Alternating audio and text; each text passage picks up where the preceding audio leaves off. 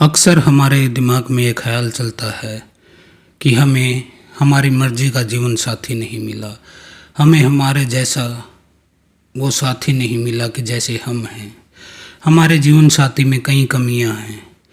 ऐसे ख्यालों से हम बेचैन रहते हैं, परेशान रहते हैं। लेकिन क्या कभी हमने सोचा है कि इसका सत्य क्या है? इसको अनुभव से ही जाना जा सकता है, कल्पनाओं से नहीं। कोई भी स्त्री सर्वगुण संपन्न नहीं होती है, यह पहली बात है, सार्वभौमिक सत्य है। यदि मैं एक सादी सी स्त्री चुनता हूँ तो मुझे मानना पड़ेगा कि वह मुझ पर निर्भर करेगी, वह मुझ पर ही निर्भर करेगी, क्योंकि वह कम पढ़ी लिखी होगी और सीधी सादी होगी, तो मुझ पर ही निर्भर रहेगी, मुझे ही उसका जीवन में चलाना पड़ेगा। यदि मैं एक खूबसूरत लड़की चुनता हूँ तो मुझे मानना चाहिए कि मेरे खर्चे भी बढ़ेंगे, क्योंकि जो जितनी खूबसूरत होगी उसकी मांग उतनी अधिक होगी, उसके नखरे उतने अधिक होंगे, उसकी कामनाएं उतनी अधिक होंगी, तो इससे खर्चे भी बढ़ेंगे। ये मानकर मुझे चलना चाहिए।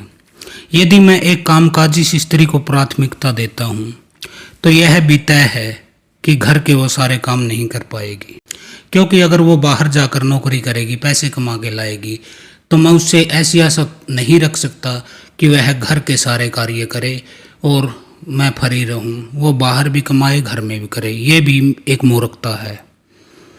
यदि मैं गृहिणी स्त्री को चुनता हूं तो वह स्वाभाविक है, वह बाहर से पैसे कमा के नहीं लाएगी।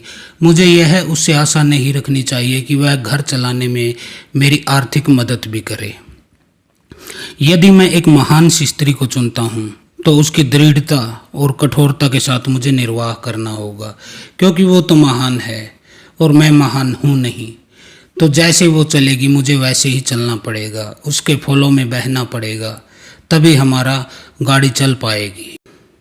यदि मैं एक वीर स्त्री का चुनाव करता हूँ तो मुझे यह मानना चाहिए कि उसके अपने कुछ विचार होंगे।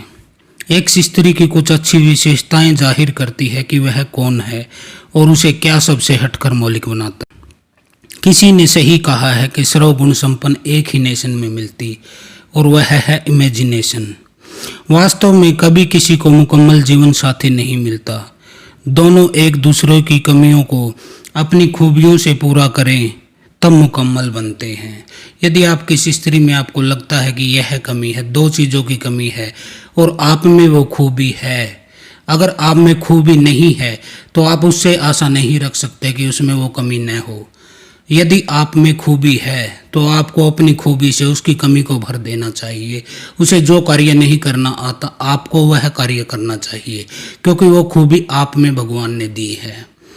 इसके अलावा यह बात उम्र बढ़ने के साथ जिसको समझ में नहीं आती, वे सारी जिंदगी एक दूसरे से उलझते रहते हैं।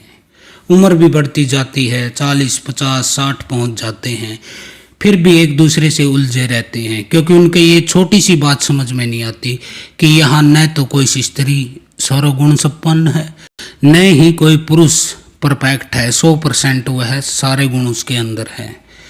ये एक छोटी सी बात समझ में न आने के कारण सारा जीवन दुखों में हम भोगते हैं और फिर कहते हैं कि हमें अपनी पसंद का, अपनी मर्जी का, अपने जैसा जीवन साथी नहीं मिला। अपने जैसा यहाँ होता भी नहीं है कुछ। आपने जन्म लिया है तो आप यूनिक व्यक्ति हो, आपके जैसा दूसरा कोई नहीं है। आपके हाथ के अंगूठे का निशान किसी से भी मैच नहीं करता।